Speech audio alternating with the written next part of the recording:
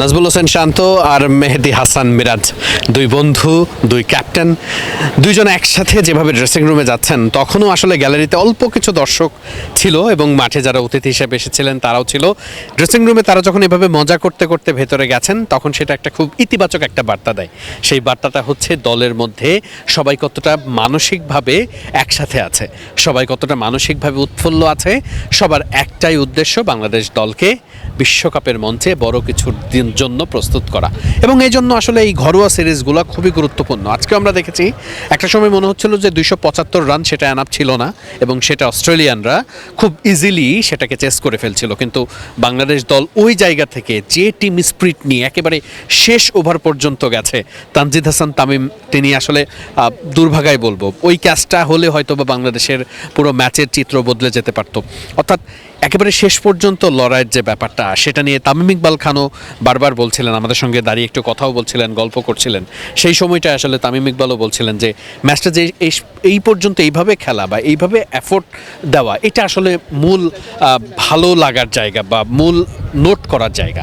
মূলত আসলে বিশ্বকাপ বা আইসিসির মতো ইভেন্টগুলোতে ভালো করতে গেলে বেশ কয়েকটা ব্যাপার আপনাকে টিক মার্ক দিতে হবে, যেগুলো আপনি যদি ভালো করতে হয় তাহলে দলের টিম কম্বিনেশন ঠিকঠাক থাকা, ক্রিকেটারদের মাঠের পারফরমেন্স তো ভালো হওয়ার দরকার আছেই, তবে ড্রেসিং রুমের পরিবেশটা খুব ওয়েল থাকার দরকার। মানে ড্রেসিং রুমের মধ্যে সবার একটা জেল্লা থাকার দরকার আছে, যারা লিডারশিপ আছেন, মানে যারা নেতৃত্ব দেন, সেটা পেস বোলিং থেকে হোক, ব্যাটসম্যানদের দিক থেকে হোক, ক্যাপ্টেন হোক, টিম ম্যানেজমেন্টের পার্ট যারা আছেন, তাদের মধ্যে যে বন্ডিংটা সেটা ভালো থাকাটা জরুরি। এবং ম্যাচ শেষের এই চিত্রগুলো, যে চিত্রগুলো আমরা শুরুতে দেখাতে পেরেছি, ক্যাপ্টেন মেহেদী হাসান মিরাজ, নাজমুল হোসেন শান্ত কিংবা লিটন কুমার দাসরা সবাই যে একাট্টা, সবাই যে একসাথে কতটা টিমকে জেতাতে মরিয়া, সবাই একসাথে। আমরা তো যখন খেলাটা হয় তখন আমরা আসলে অনেক সময় কান পেতে থাকি ওই স্ট্যাম্প মাইকের দিকে, যে কখন কি কথা ভেসে আসে ম্যাচের ওই মোমেন্টটা বোঝার জন্য।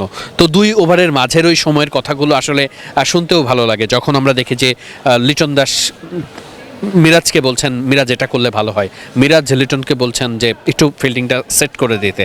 এই ছোট ছোট ব্যাপারগুলো বোঝায় যে টিমের মধ্যে সবার মধ্যে কতটা বন্ডিং আছে, কতটা ভালো অবস্থা আছে। এবং এটা যদি এইভাবে কন্টিনিউ করা যায় এবং টিমের যে ট্যাকটিক্যাল ইমপ্রুভ সেটি যদি ঠিকঠাক মতো করা যায়, তাহলে বাংলাদেশ দল বিশ্বকাপের মঞ্চে খুব, বিশ্বকাপে কী হবে সেটা তো আসলে আমরা এখন বলে দিতে পারবো না, কিন্তু ওই যে প্রস্তুত হয়ে যাওয়া, যে আমি বিশ্বকাপের জন্য রেডি আছি, আমরা বিশ্বকাপের জন্য রেডি আছি, এই প্রস্তুত হয়ে যাওয়ার গল্পে বাংলাদেশ দল নিশ্চিত করেই তখন একটা আত্মবিশ্বাস নিয়েই সাউথ আফ্রিকার উদ্দেশ্যে রওনা হতে পারবে। ইতিমধ্যেই সেই হোমওয়ার্কের কাজগুলো কিন্তু মিরাজ শান্তরা বেশ ভালো মতোই করছেন। মিরপুর শেরে বাংলা জাতীয় ক্রিকেট স্টেডিয়াম থেকে ওয়াহিদ মুরাদ, মিডফিল্ড।